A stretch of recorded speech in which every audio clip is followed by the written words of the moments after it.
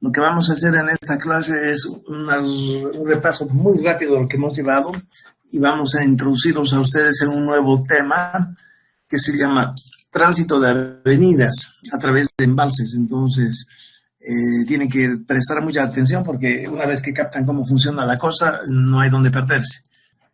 Ya, divisan ustedes la pantalla. Vamos a explicar cómo logramos transitar una avenida que ingresa en un embalse. A ver, en la pantalla les muestra a ustedes la sección de una presa. Tenemos esta estructura que le llamamos vertedor de excedencias, también le llaman vertedero de excedencias. Después tenemos el cuerpo mismo de la presa. Típicamente es de esa forma que se construyen los embalses y nos sirve para poder mostrarles a ustedes cómo una crecida es atenuada a su paso a través de un embalse. Tienen ustedes entonces una longitud de 200 metros, que es la longitud de la cresta del vertedor, y el vertedero o vertedor de excedencias se lo utiliza para lograr evacuar el agua durante una crecida. Después tenemos la corona de la presa, que está mucho más alto, el nivel de la corona de la presa misma siempre es más alto que el nivel del vertedero de excedencias.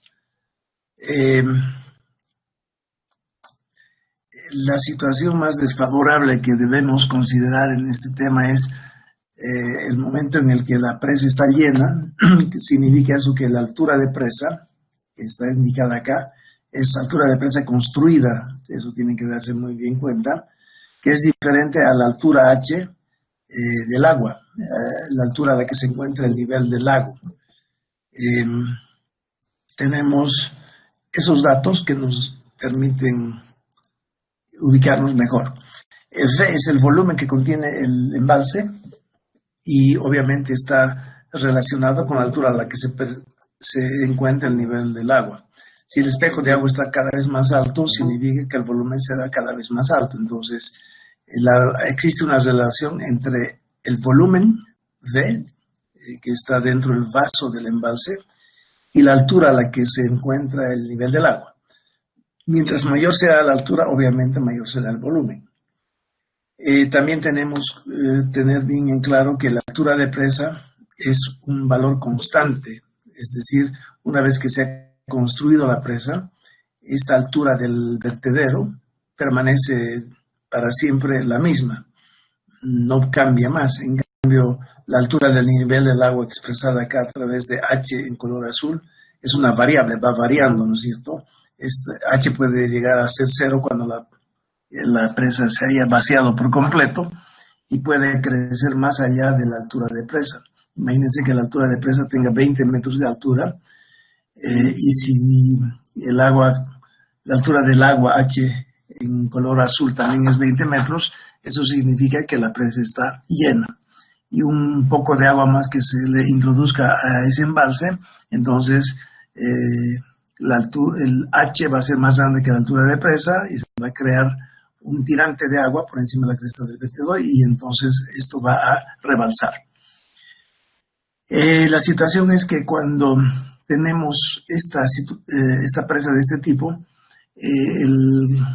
la intención del vertedero es evitar que el agua en situación de crecidas grandes que ingresen en el embalse, es de evitar que el agua rebalse por encima de la corona de la presa. Eso ya lo habíamos explicado en alguna clase anterior.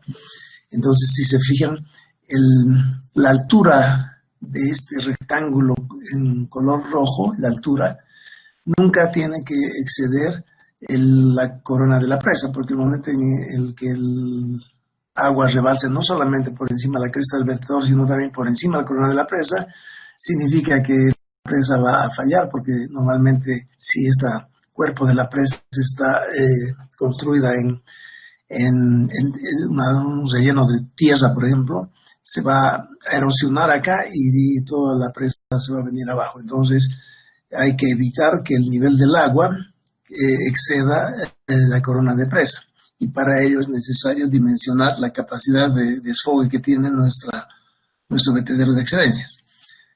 Para poder hacer este tema, tenemos que mostrarles a ustedes que la crecida que ingresa en este embalse es típicamente representada por este hidrograma. Fíjense acá, vamos a poner hidrograma de crecida. Y al margen de lo que es este tema de tránsito de avenidas a través de un embalse, nosotros tenemos que hacer un estimativo, tenemos que calcular este hidrograma de crecida, que por ejemplo puede estar relacionado con un cierto periodo de retorno. Por ejemplo, si quisiéramos diseñar el tamaño de nuestro vertedero para poder evacuar a través de ese vertedero una crecida milenal que ingrese en el embalse, previamente tendremos que necesariamente calcular este hidrograma de crecida. Y en este tema, todo el tránsito de avenida se los realiza a nivel horario, debido a que las crecidas en un río nuestro siempre tienen una duración de unas horas.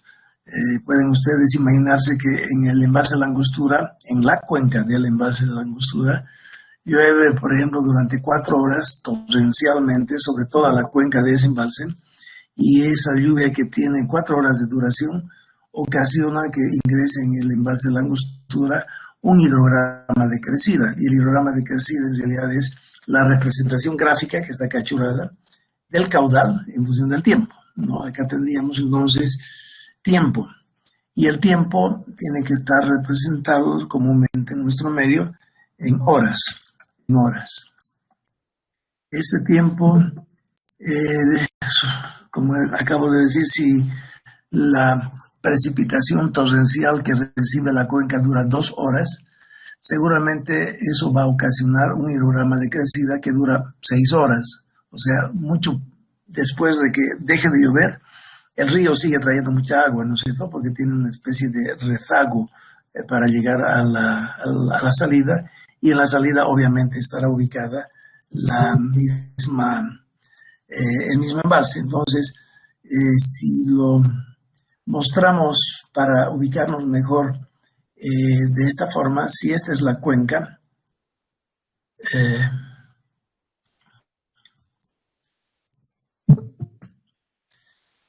la cuenca obviamente tiene una superficie muchísimo más grande que la superficie que crea el embalse mismo. Y para ubicarnos, decía yo, vale la pena gráficamente mostrar eso. A ver, si esta es la cuenca,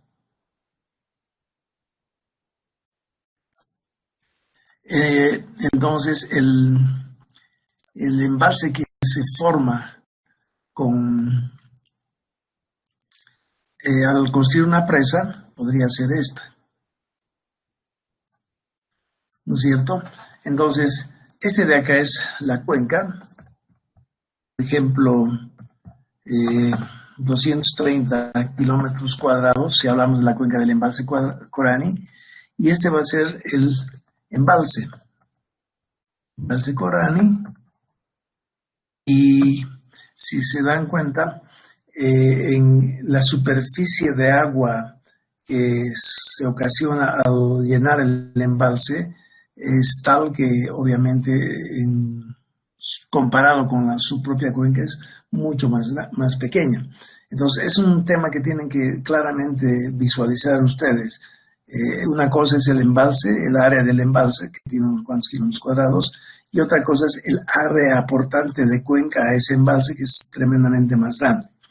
La lluvia que recibe los 230 kilómetros cuadrados de cuenca, que puede durar 4 horas, recibe una lluvia torrencial distribuida parejito sobre los 230 kilómetros cuadrados, ocasiona que la red de drenaje al interior de la cuenca transporte un flujo que va a llegar al embalse y que llega en forma de un hidrograma de crecida. Y ese hidrograma de crecida es este que hablamos acá arriba, que tiene unas horas de duración. Por ejemplo, si la lluvia dura 2 horas torrencialmente, el hidrograma que va a ocasionar va a durar, por ejemplo, 6 horas. Entonces deja de llover y no obstante que ya ha dejado de llover, el agua que continúa entrando en el embalse sigue durante varias horas todavía. A ver, si podemos ver acá, fíjense, en esta figura, el embalse Corani, su cuenca propiamente dicha, de 230 kilómetros cuadrados, va a estar, tal vez logro representarlo acá, con un color lo haré, con rojo, por ejemplo. La cuenca de esto va a venir, si se fijan, no debo cruzar ningún riecito, ¿no es cierto? Entonces, esta va a ser la salida, el sitio en el que se va a construir la presa, y esto va a ir más o menos... Uy, no me sirve eso. Con este tal vez. La cuenca va a partir de acá, de la salida,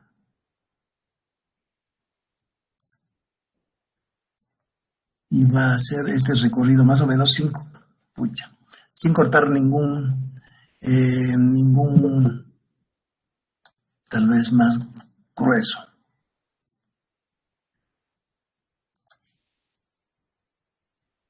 Esta va a ser aproximadamente la cuenca de ese río. Hay un lugar donde hay divisoria de aguas por acá, y de esa forma va a ir rondeando, y vayan a saber, va a continuar hasta por acá más o menos. Estoy trazando muy a ojo la cuenca misma del embalse Corani, los 230 kilómetros cuadrados, algo así. Ya, en rojo entonces, si se fijan, está la cuenca del embalse Corani, tremendamente grande, que es esta de acá. En cambio, en color azulado, se encuentra el embalse, el vaso del embalse propiamente, y acá se encontraría la presa. La represa Corani se encuentra en este sitio, y el embalse se encuentra coloreado en azul. Esta superficie del embalse ha sido trazada por el IGM, este es un plano del IGM, a condición de que el embalse se encuentre lleno. Obviamente, si el embalse se encuentra lleno, la altura máxima del vertedero de excedencias, fíjense que acá dice altura del espejo de agua cuando está lleno, 3.245,5. Ese 3.245,5 metros sobre el nivel del mar es la altura a la que se encuentra la cresta del vertedero. Entonces, ahí podríamos poner. ¿Ya? Entonces, la cresta del vertedero se encuentra a una elevación de 3.245,5 metros sobre el nivel del mar, y si comparan con la altura a la que en promedio se encuentra la ciudad de Cochabamba, que es aproximadamente 2.200 metros, significa que el embalse Corani, cuando está lleno, el espejo de agua, se encuentra aproximadamente 1.000 metros más alto que la ciudad de Cochabamba. Es para ubicarnos simplemente. Entonces, esa cresta del vertedor, 3.245,5, ocasiona que el espejo de agua se extienda detrás de la presa, y ese espejo ha sido aquí coloreado en azul. Esto que están viendo es un plano del IGM en escala 1:50.000. En la realidad física, este plano tiene una dimensión aproximada de aproximadamente 80 centímetros por un ancho de 50 a 60 centímetros. Entonces, como el plano está producido a una escala de 1:50.000, acá lo pueden ver, significa que para poder establecer a cuántos kilómetros equivale un centímetro, con el otro grupo lo habíamos hecho, 1:50.000 significa que un centímetro es igual a 50.000 centímetros. Si pongo aquí un metro, tendré que poner 50.000 metros. Si aquí pongo un hectómetro, tendré que poner 50.000 hectómetros, ¿no es cierto? Eso todo el mundo sabe para poder deducir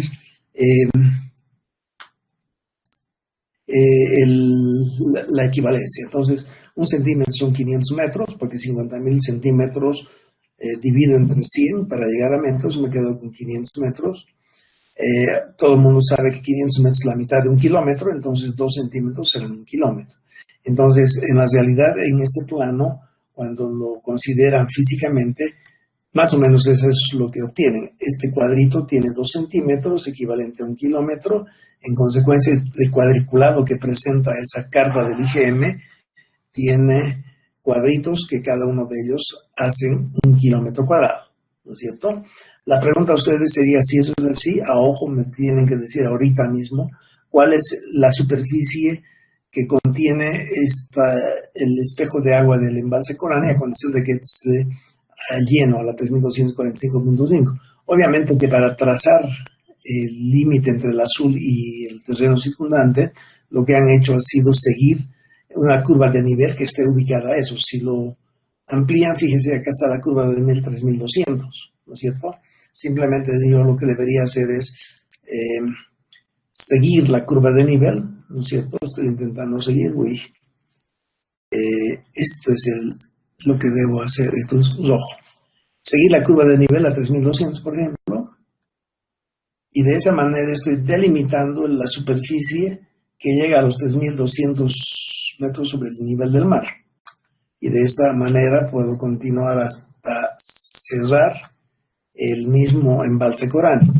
Y eso lo han hecho en el IGM.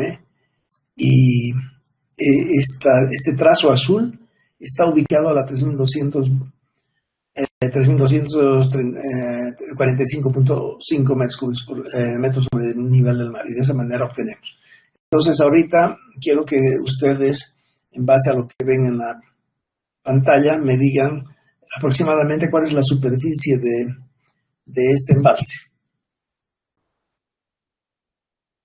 Ya. Entonces ya me han contestado una persona. Algunas personas me dicen, José Fernando Maldonado dice que son 13 kilómetros cuadrados, Waldo Delgadillo 10 kilómetros cuadrados, 15 kilómetros cuadrados, 40 kilómetros cuadrados. Ese 40 está muy mal, ¿no? 60 kilómetros cuadrados está muy mal. Pero en realidad el área, si lo haríamos con todo detalle, resulta que esa área es alrededor de 14,4 kilómetros cuadrados, ¿ya? Entonces, ¿para qué hacemos el cálculo de esa superficie de agua, del pelo de agua del embalse, a condición de que este esté lleno? Obviamente, si el embalse está vacío, probablemente esa superficie sea cero.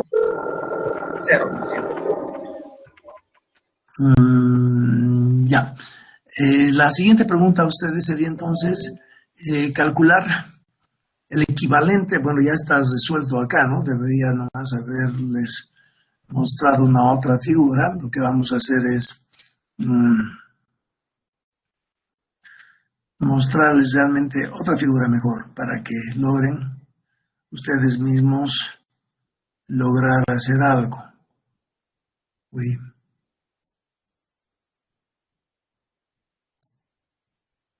Bueno. A ver,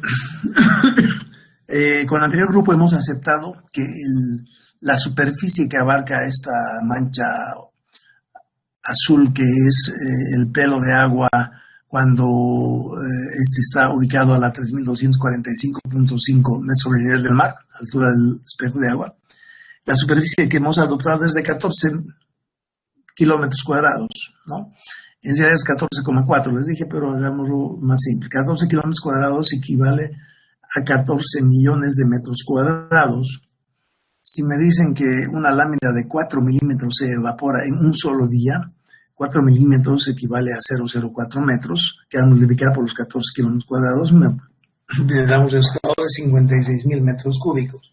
Fíjense, en un día de junio, ese dato de 4 milímetros es uno de los días de junio, registrados, medidos en un tanque vaporimétrico, se va a la atmósfera como evaporación una lámina de 4 milímetros, lo cual al multiplicar por toda la superficie evaporante, llamémosle del embalse, resulta en 56,000 metros cúbicos, que es una cantidad de agua enorme. La pregunta a ustedes es, si eso es así, deberíamos calcular el equivalente que sale del embalse en forma de caudal. pueden ustedes hacer eso. No hay forma de hacerlo de otra más pequeño, ¿no ven? Entonces, ya está escrito acá, tienen suerte ustedes, para transformar el volumen de agua evaporado hacia la atmósfera en todo el día, en su equivalente en caudal promedio parejito durante todo el día, lo único que debemos hacer es dividir los 56.000 metros cúbicos, ¿no ves? 56 metros cúbicos, entre la cantidad de segundos que tiene un día, porque los 4 milímetros han sido medidos en el transcurso de todo un día. ¿Cuánto se ha evaporado en el tanque vaporimétrico entre las 7 de la mañana de hoy día hasta las 7 de mañana de mañana? Entonces, en 24 horas se ha evaporado 4 milímetros. Por eso es que debo dividir los 56.000 metros cúbicos entre la cantidad de segundos que tiene un día, y eso resulta ser igual a 0,65 metros cúbicos por segundo. Ahora, fíjense, estamos calculando el equivalente en metros cúbicos por segundo de la cantidad total de agua que se evapora en un día a la atmósfera desde toda la superficie del embalse. Me preguntaron cómo medimos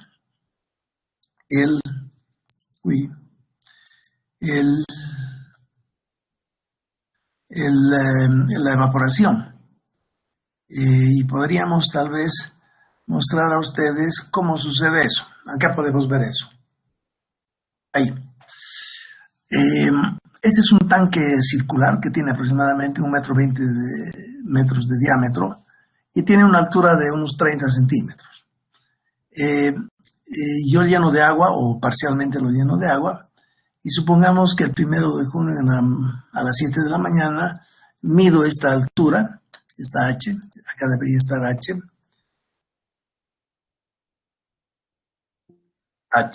¿no es cierto? Mido H y resulta que esa H expresada en milímetros es 18 milímetros. ¿Ya? Al día siguiente vuelvo a la misma hora, 7 de la mañana, y vuelvo a medir la altura de esta agua, y supongamos que al día siguiente son 14 milímetros. Eso significa que desde ayer a las 7 de la mañana hasta hoy a las 7 de la mañana, el nivel ha descendido 4 milímetros. En consecuencia, lo que se ha evaporado en un día es de 4 milímetros.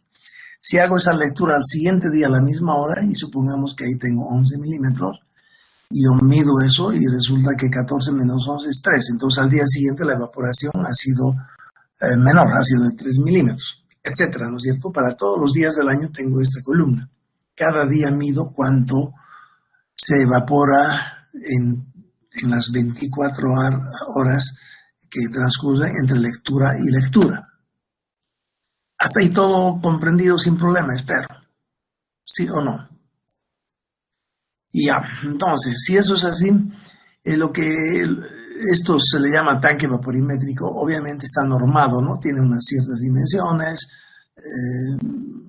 Al final todo el resto es normativa y no es tan importante que sepan, sino cuando tengan que aplicar esto en algún trabajo. Lo importante es la parte conceptual, y de ahí deducimos de que las paredes de este tanque vaporimétrico tienen que ser verticales.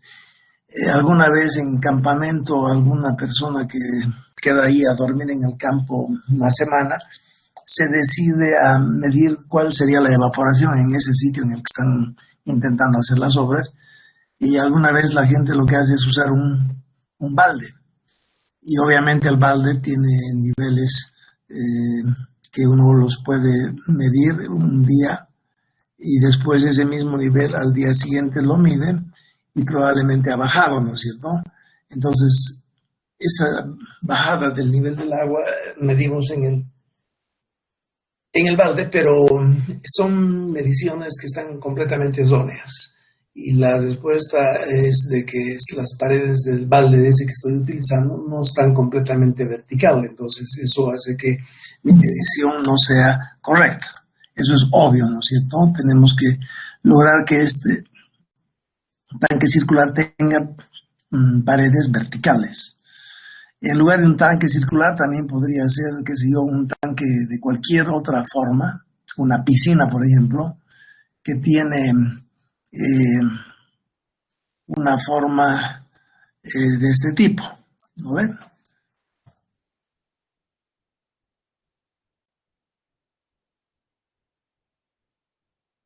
Y obviamente en esta situación también es posible medir eh, la, la altura de evaporación, porque las paredes de este tanque son verticales. Entonces, esta forma de recipiente, a condición de que sus paredes sean verticales, también es válido para poder medir la columna de agua que disminuye de un día a otro debido a que el sol con su radiación provoca evaporación desde la superficie del tanque y bueno, no hay donde perderse ahí. Creo que esto ya lo habíamos visto anteriormente en alguna clase. Ahora, fíjense, habíamos comentado cuando hacíamos simulación de embalse, en esa situación lo que hacíamos era decir cuánto entra de caudal durante todo el mes de enero y cuánto sale, no por encima del vertedero, sino por un tubo acá abajo durante ese mes para satisfacer la demanda, ¿no es cierto? Demanda de agua potable. Entonces a eso le habíamos llamado simulación de embalse. Esto es entonces similar a la simulación de la operación de un embalse. Esto se hace a nivel mensual. ¿Lo ven?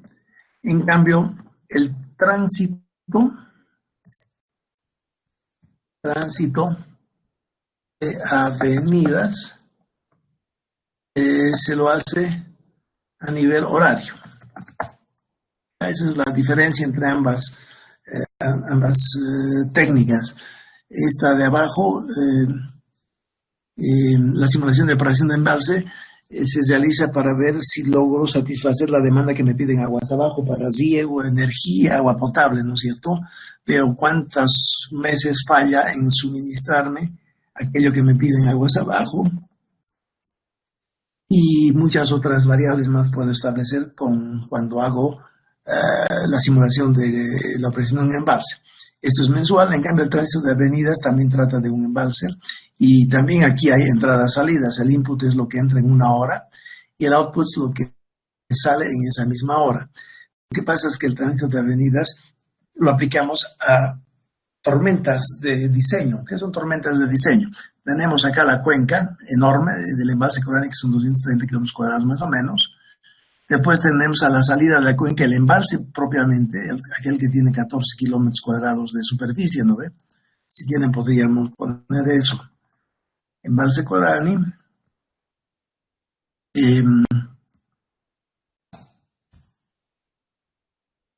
14 kilómetros cuadrados. ¿Cierto? Entonces decíamos que en el tema de un tránsito de avenidas consideramos una lluvia torrencial sobre toda la cuenca que dura, por ejemplo, 3 horas. Esa lluvia torrencial de 3 horas de duración ocasiona que toda la red hidrográfica al interior de la cuenca conduzca sus aguas hacia el embalse Corani. Y esas aguas que llegan al embalse Corani van a llegar en forma de un hidrograma de crecida que está acá dibujada. El hidrograma de crecida típicamente tiene unas horas de duración, por ejemplo, aquí tenemos 1, 2, 3, 4, 5, 6, 7, 8 horas de duración, ¿no ven? Y al inicio, a la hora cero, el caudal que está entrando en el embalse Corani, proveniente de toda esta cuenca, el caudal que está entrando al embalse Corani proveniente de toda la cuenca, al inicio es un caudal bajito. Resulta que la cuenca recibe una lluvia torrencial, ¿no? Y al recibir esa lluvia torrencial, ocasiona de que el agua que ingresa en el embalse Corani ya sea llamada una crecida, una avenida que se viene y al inicio trae poca agüita, pero muy rápidamente crece hasta llegar a un pico máximo de caudal y a partir de ahí empieza a declinar el caudal que ingresa hora tras hora a ese embalse.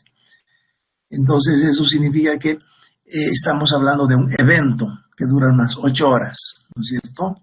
En el tránsito de avenidas acá hablamos de 8 horas de duración de la crecida que ingresa al embalse. Y esas 8 horas de duración de esta crecida ha sido ocasionada por solamente, por ejemplo, 3 horas de lluvia intensa o 2 horas de lluvia intensa sobre la totalidad de la cuenca. Entonces, el tema es que también se utiliza aquí cuánto entra, cuánto sale. Obviamente aquí si lo que entra es mayor a lo que sale, el volumen al interior del embalse habrá aumentado. Si lo que entra es mucho menor a lo que sale, entonces el volumen al interior del embalse habrá disminuido. Y un aumento o una disminución del volumen en el embalse viene aparejado con un aumento o disminución de HV. Entonces, si quieren acá se puede decir que V es función de H, ¿no es cierto? Fíjense que en esta expresión hay una relación unívoca, le llaman, creciente, del volumen que contiene el embalse en función de la altura a la que está el embalse, ¿no es cierto? Y obviamente esta relación será lineal, será exponencial, será parabólica. ¿Qué es lo que creen ustedes? Pregunta para que se ganen puntos ustedes.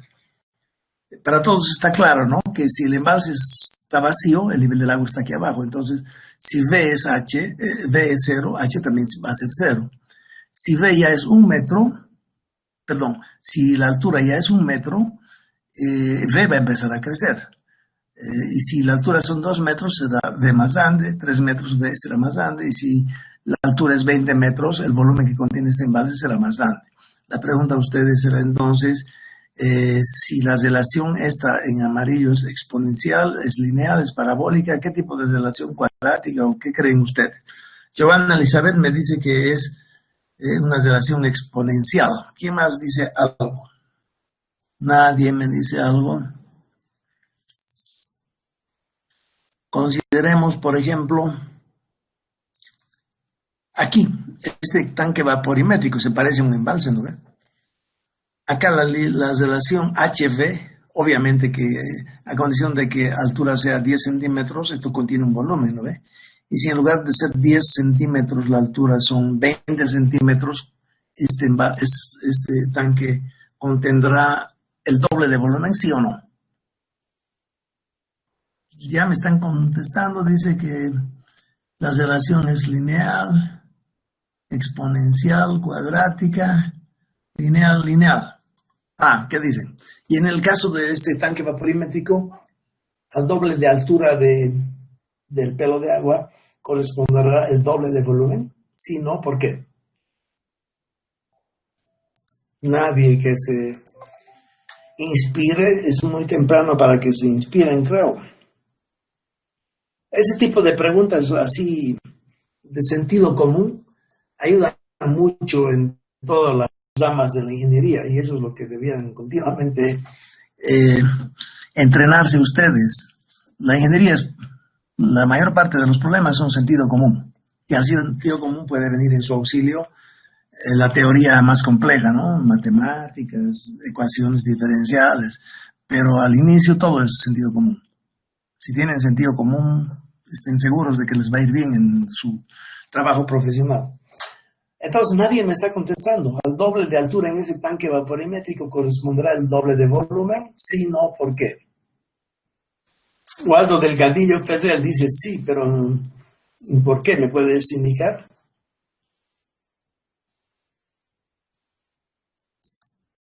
Nadie está hablando tampoco. La pared es totalmente vertical, Jorge Benjamín Zurita.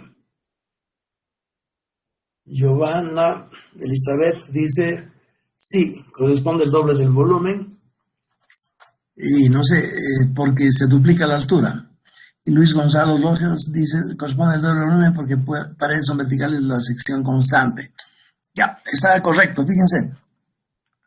Tanto en este tanque vaporimétrico como en esta otra figura, las paredes son verticales. ¿Qué quiere decir? Que el área horizontal, el área del embalse Corani han establecido ustedes en 14 kilómetros cuadrados, ¿no ve? Resulta que esos 14 kilómetros cuadrados aquí es válido cuando H es 0. Cuando H es 1 centímetro, sigue siendo 14 kilómetros cuadrados. Cuando H es 3 centímetros sigue siendo 14 kilómetros cuadrados. Entonces, lo que dice Luis Gonzalo Rojas, él indica que la sección es constante, pero él debería indicar de que se está refiriendo a una sección horizontal que empieza en 0, H0, y sube hacia arriba hasta llegar a H a 30 centímetros. Entonces, para cada centímetro subiendo hacia arriba, la sección horizontal expresada en metros cuadrados permanece la misma porque las paredes son verticales. Eso significa que en esta situación y también en esta otra situación, H es función lineal de B. Entonces, si H es igual a 0 centímetros, B es igual a 0.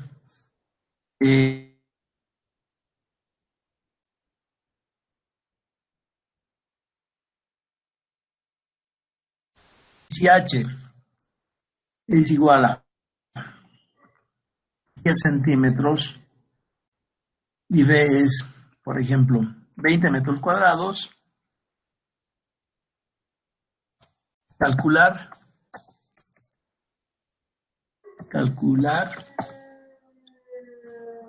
H para cuando B es igual a 32 metros cuadrados.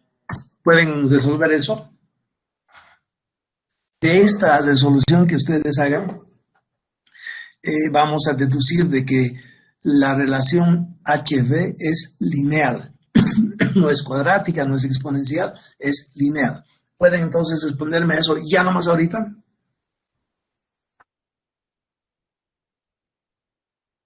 Este tema, estas cosas simples, necesitamos para lo que viene en tránsito a través de embalse. Sí o sí necesitamos. 16 centímetros me dice uno de ellos. Wow, no sé, ¿cómo lo has obtenido, José Enrique Fernández? 16 centímetros, ¿cómo lo has obtenido?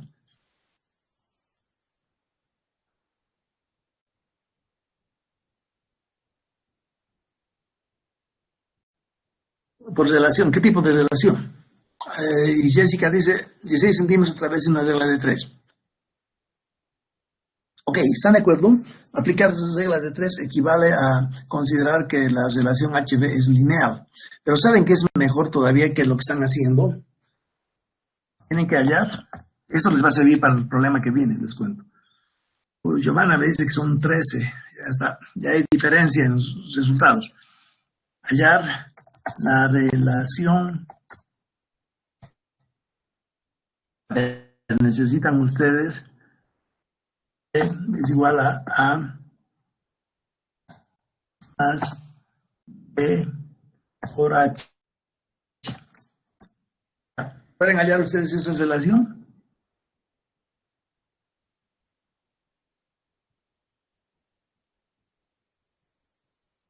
Joana Elizabeth dice o 13 o 16, me imagino que ella dice 16. Wow, ¿será verdad?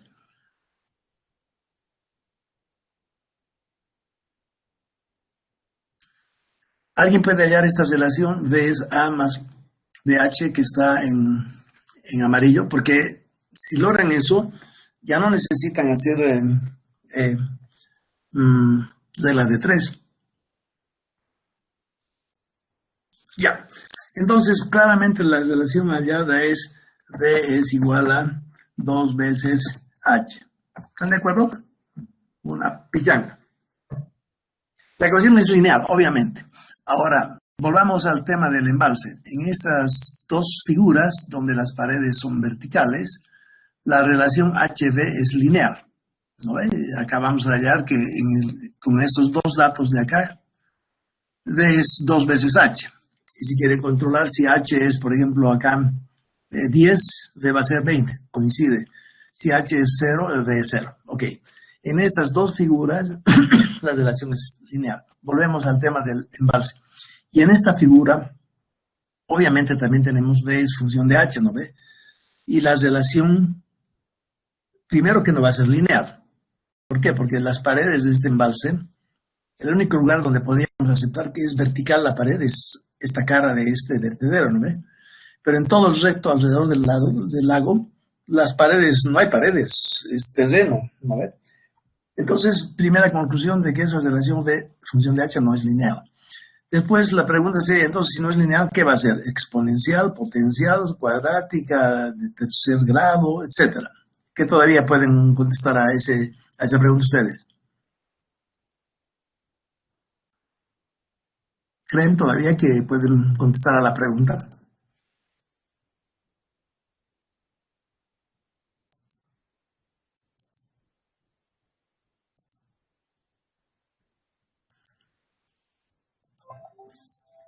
A ver si hay alguien que ya ha preguntado cuadrática. ¿Por qué cuadrática? ¿Quién me dice? Entonces Jorge Benjamín dice que la relación es cuadrática. Y Jorge, ¿me puedes decir por qué?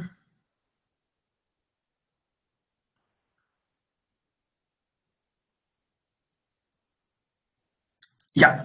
Entonces, lo que vamos a hacer, pregunta de examen. Esta vez vamos a ver cómo hacemos porque la superficie es parabólica, dice Jorge Benjamín. ¿Qué dice el resto? Jorge Benjamín dice que la relación VH es cuadrática porque la superficie es parabólica. ¿Quién anda mal en toda esa su expresión?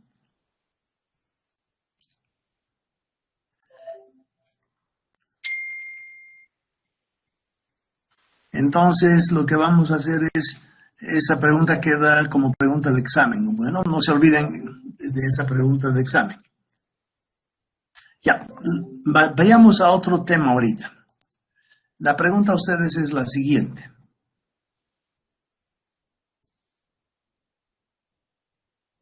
Ya, esta es la pregunta que quiero que resuelvan ustedes a partir de ahorita.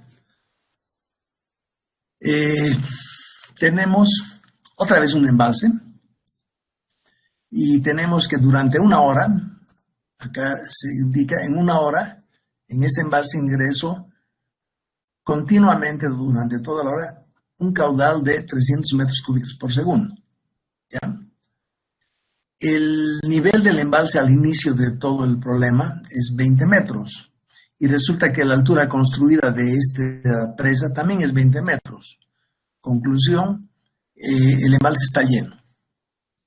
Ahora, hay una relación que me permite establecer que si la altura h en el embalse es de 20 metros, significa eso que el embalse contiene 140 hectómetros cúbicos. No se olviden que un hectómetro cúbico es 1.000.000 de metros cúbicos. Y otro dato que me dan es que si la altura en el lago es de 30 metros, fíjense que está 10 metros más arriba, indica eso que el volumen contenido en ese momento por debajo de esos 30 metros es 160 hectómetros cúbicos. Eso es un dato. Ahora, la pregunta a ustedes es esto. Durante una hora ingresa 300 metros cúbicos por segundo al embalse que se encuentra a 20 metros de altura. ¿No ve? Al inicio está a 20 metros de altura. Si se evita el que rebalse, al final de la hora, ¿en qué nivel se encontrará el nivel de agua? ¿Pueden contestar a eso? ¿Está comprendida la pregunta? Fíjense, ¿cómo es que puedo evitar que rebalse? Lo que hago es colocar acá una pared tremendamente grande. Formas, ahorita vamos a ver eso. Aquí voy a poner una pared tremendamente alta, ¿no es cierto? Y eso va a evitar que rebalse. Entonces, al inicio el nivel está a 20 metros, durante una hora introduzco 300 cubos por segundo y la pregunta es, ¿a qué nivel se encontrará al final de la primera hora? ¿Pueden contestar eso ya no más? Les voy a dar puntos si logran contestarlo bien. Es importante que logren contestar esto porque es un inicio que nos permite plantearnos el problema en forma más detallada. ¿Ya?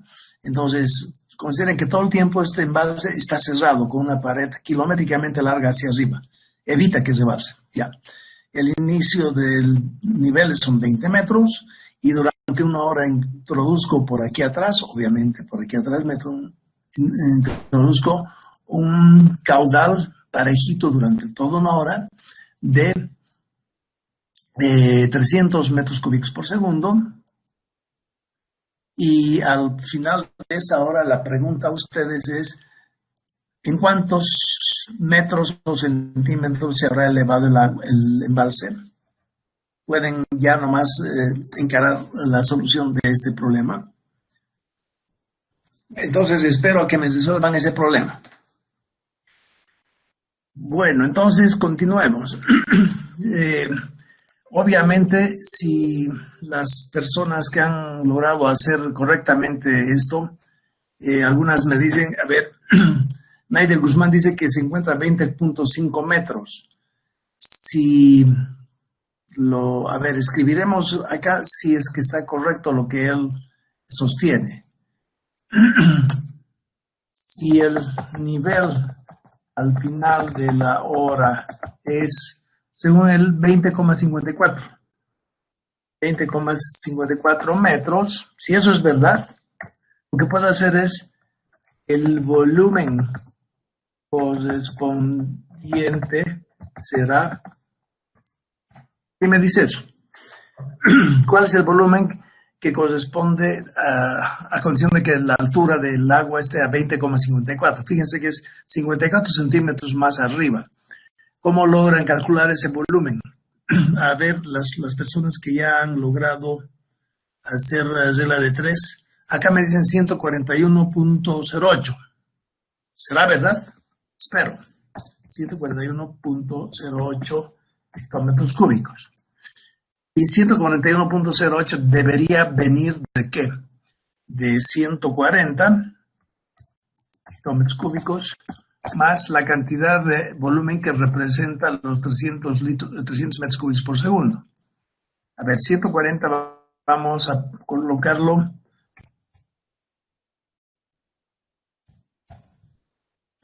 cúbicos más 300 metros cúbicos por segundo es lo mismo que 300 por 3.600 segundos. Entonces significa esto que si tengo más 140, 1, 2, 3, 1, 2, 3, más 300 por 3.600, más esto entre 1, 2, 3, 1, 2, 3, 141.08. Correcto. ¿Están de acuerdo con esto entonces? La respuesta correcta es 141.08 hectómetros cúbicos. ¿Ya? Eso está correcto.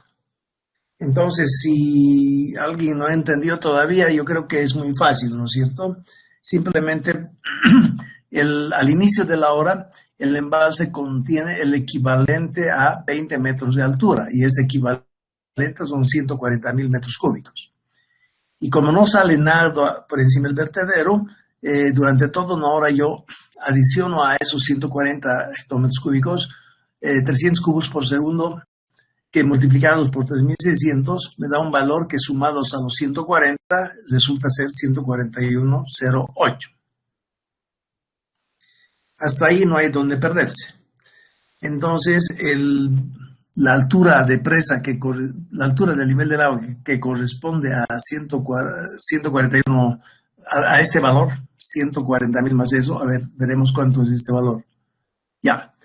En realidad, al final de la hora, el embalse, en lugar de contener 140 millones de metros cúbicos, va a contener 141.08 hectómetros cúbicos.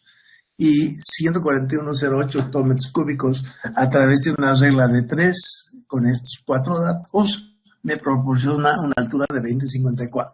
Está correcto. Segunda pregunta ahora. Considerar ahora que se deja verter libremente y que la relación de salida del agua es esta. Fíjense, en esta relación está en verde.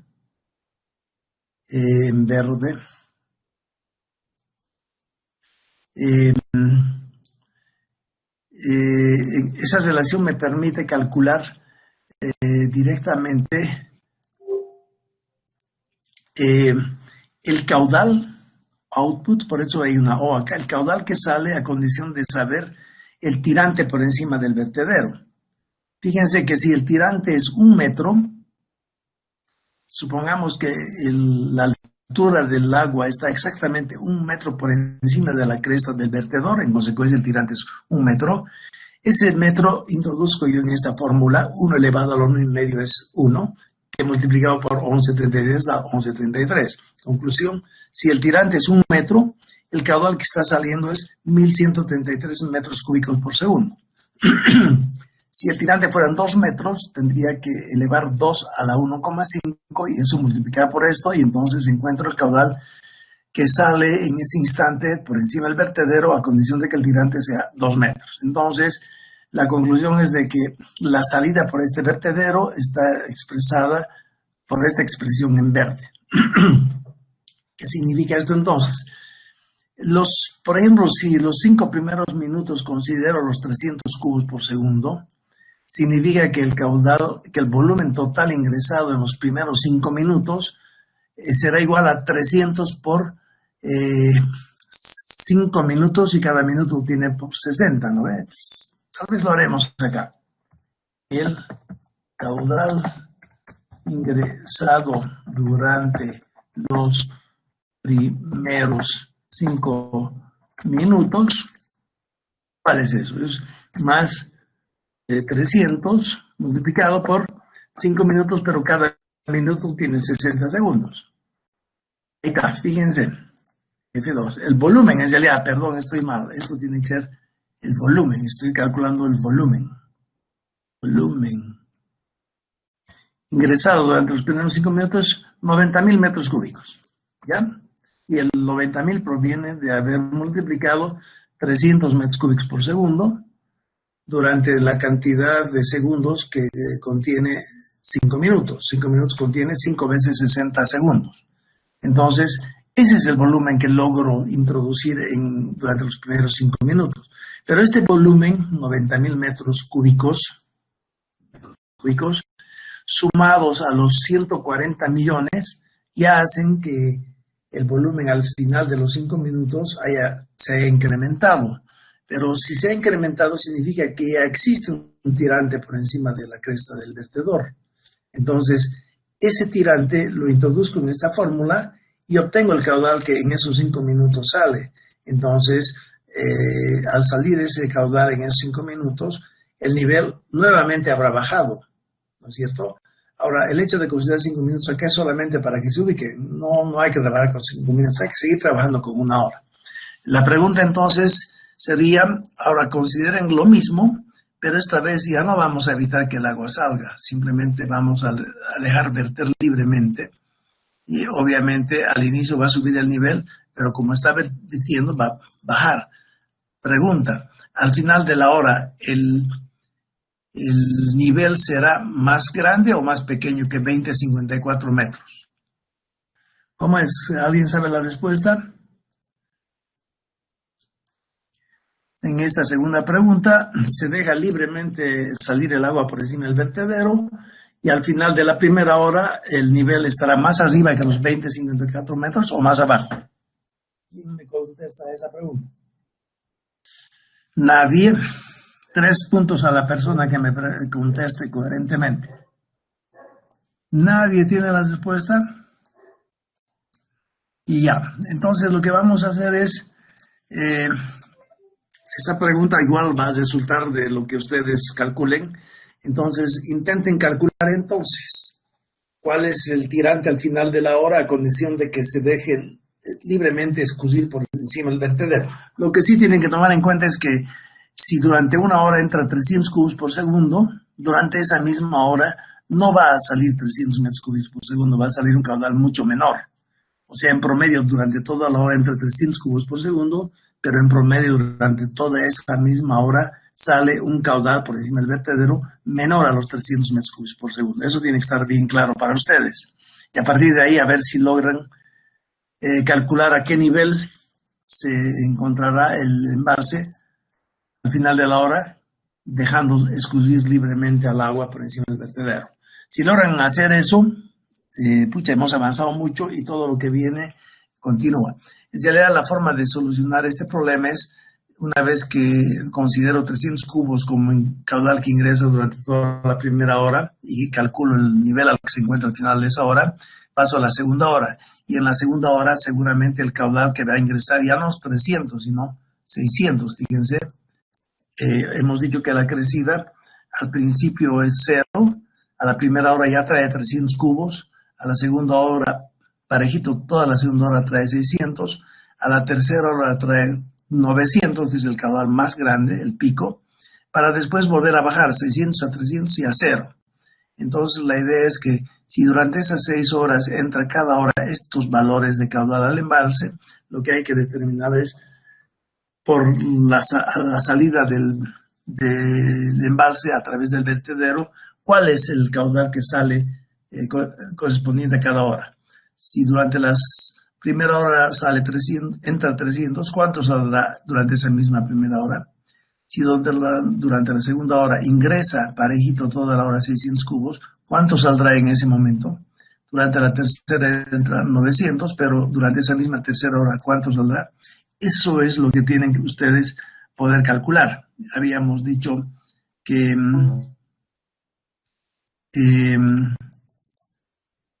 la forma era, el resultado va a estar expresado de esta manera. Fíjense, en esta figura se tienen los valores que ingresan al embalse en negro, el input, donde aquí, como ejemplo, hemos colocado 500 cubos por segundo como valor máximo, pero en realidad el valor máximo es 900 acá. Tal vez si quieren podríamos, incluso para que no se equivoquen, colocar acá 900, entonces está de acuerdo con el problema mismo.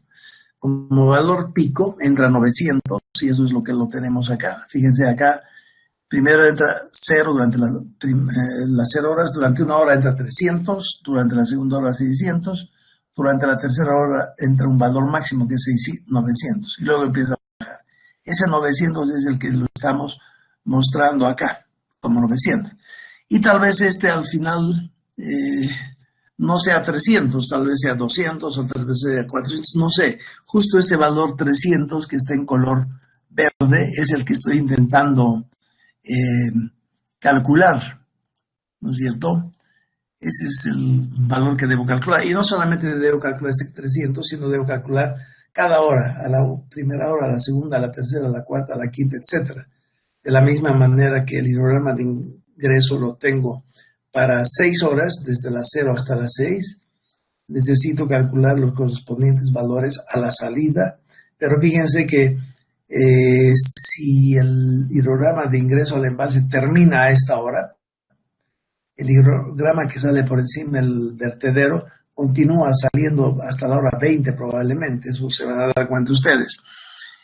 Ingresa en realidad durante 6 horas, ya 5 horas, ¿no? 4, 1, 2, 3, 4, 5 horas. El caudal de avenida que ingresa al embalse dura 4 horas, pero el caudal de salida que sale del embalse dura mucho más que 4 horas. Entonces acá tendríamos ubicado 4 horas, ¿no es cierto? Vamos a usar estas líneas que eran para el ejemplo. En realidad acá entonces el total del hidrograma dura 4 horas, pero el output, la salida por encima del vertedero, va a continuar indefinidamente, no sabemos hasta qué hora. ¿Ya? Entonces lo que estamos buscando es esta línea verde, el caudal de salida, y obviamente el caudal máximo de salida va a ser mucho menor que los 900 que ingresa al inicio, debido a que hay una atenuación, ¿no es cierto? El valor 300 acá está inventado, ¿no? Es justo el valor que tienen ustedes que encontrar con este tema. Pero para lograr llegar a eso, primero debieran ustedes contestar a estas dos preguntas. La primera ya han contestado, la segunda tendrían que volver a contestar. Se comprende más o menos esto porque ahí podemos dejar esto y espero que en la casa logren, para el martes me tienen que entregar polígonos de Tisan y también isoietas, ¿no? Que ya les envié ayer a través del Classroom. Y esta segunda pregunta me la pueden entregar para el martes, porque el martes vamos a terminar de resolver este problema y continuamos con otros temas más. ¿Está comprendido hasta este momento o hay alguna pregunta todavía? Acá una persona, Naider Guzmán, me dice, em, para la primera hora la altura es 20.05. Entonces, lo que esta persona me indica es que si evito que salga el agua por encima del vertedero, entonces al final de la hora, al final de haberle introducido 300 cubos por segundo durante toda la hora, el nivel que al inicio estaba 20 metros, al final de esa hora va a llegar a los 20.54. ¿No ve? Ahora, para la segunda pregunta, en lugar de llegar a 20.54, Naider Guzmán indica que ese valor va a ser 20.05. O sea, de acuerdo a Naider, el nivel instantáneamente hablando al final de la primera hora, dejando que salga por el vertedero libremente, el nivel va a ser 5 centímetros por encima del vertedero. O sea, el tirante va a ser 5 centímetros. Obviamente ese tirante tiene que ser menor que el tirante este, ¿no es cierto? Acá hemos establecido que el tirante instantáneamente hablando al final de la hora, en caso de que no salga nada de agua, ese tirante es 54 centímetros por encima del vertedero. Y ahora dejando salir libremente el agua, en lugar de 54 centímetros va a ser mucho menor. Y Naider dice que va a ser 5 centímetros. No sé si por ahí está bien, habría que verificarlo, pero la pregunta sigue vigente para que la craneen en sus casas y espero que el martes alguien me pueda dar algunos resultados correctos. ¿Está hasta ahí comprendido todo? ¿Hay preguntas? A mí me sale hacer cualquier pregunta porque ahorita nos vamos. Todos se han quedado mudos. Entonces los veo el martes. Adelante, José, dime. una preguntita. La anterior semana estábamos con una pregunta, una incógnita. ¿Cuál era el mejor método, de las isoyetas o de las líneas curvas de Thyssen? ¿Y qué me dices? Eh, Me puse a analizar y a pensar de que las isoyetas dependen de la precipitación. Y si nosotros queremos hacer un análisis, digamos, mensual, cada mes va a cambiar ese, ese- esa precipitación y voy a tener que generar cada mes. ¿Ya? Mientras que si trabajo con método Thyssen, solamente tendría que cambiar el caudal porque el área ya va a ser como una constante, ¿no? Entonces, desde su experiencia, ¿cómo podría explicarnos o aconsejarnos ya teniendo esta perspectiva? Ya, tu pregunta hasta este momento está correcta. Es bien la apreciación que haces. Si aplico polígonos de Thyssen a nivel mensual, los polígonos permanecen los mismos para cada mes del año, ¿no ve? Porque los polígonos dependen de dónde están ubicadas las estaciones y de nada otro. Es algo geométrico.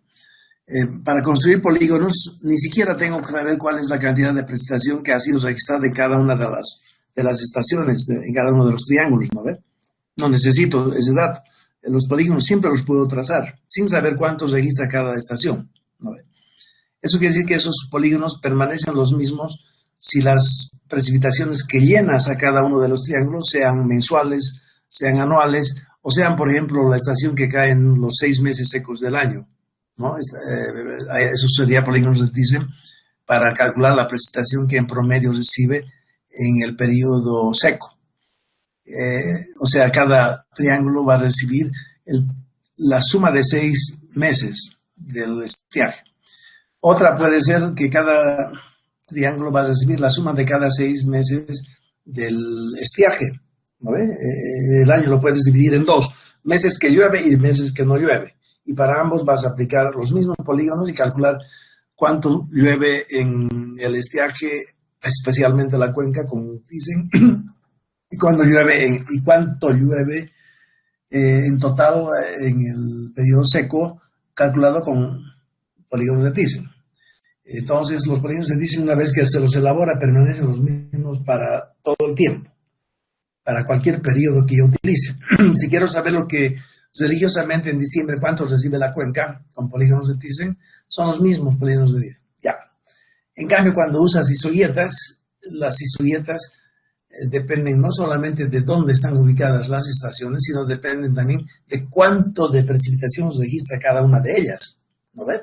Ahí está una buena observación que acabas de hacer.